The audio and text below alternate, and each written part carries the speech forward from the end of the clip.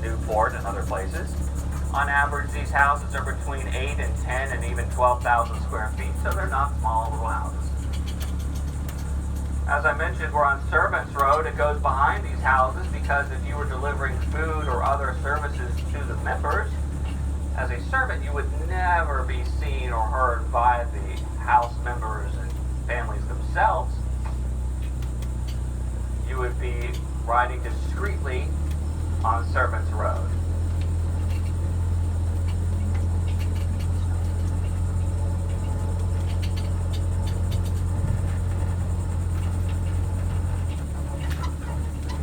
Through the trees there on your left, beyond the machines, almost near the fence line, that's Furness Cottage. You can see it better here in just a moment.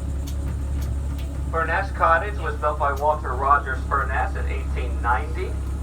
It's the gray and white building sticking through the trees there over on the fence line. We drove past it actually a moment ago. Furness Cottage was built by Walter Rogers Furness, as I mentioned. He was the youngest member of the Jekyll Island Club. He was 25 when he joined. Bit of a playboy, dropped out of a couple of colleges. He was attracted to the Jekyll Island Club because it was a hunt club. Unfortunately, he injured his eye in 1896, and that put an end to his interest in hunting. So he resigned his membership and sold his house to Joseph Pulitzer. Joseph Pulitzer, of course, publisher of the New York World and the St. Louis Dispatch. A bit of an anomaly here. He was a liberal Democrat. He lampooned most of these club members in his newspapers. But he loved the splendid isolation that Jekyll offered. He spent one season in Mr. Furness's old house, which would have originally stood right here. We're driving through what would have been the living room of Furness Cottage before it was moved.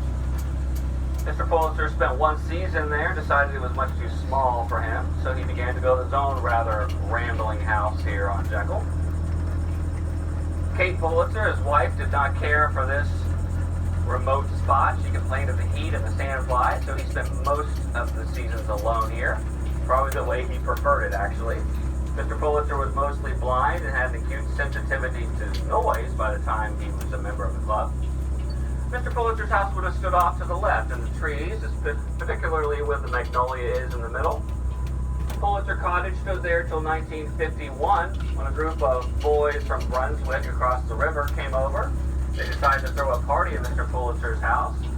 They set a fire in one of the fireplaces that got out of control and did damage to several of the rooms on the first floor of Pulitzer Cottage. The state of Georgia had just bought the island and was making it a state park. They were more interested in the beachfront property than some old millionaire's house. So rather than restore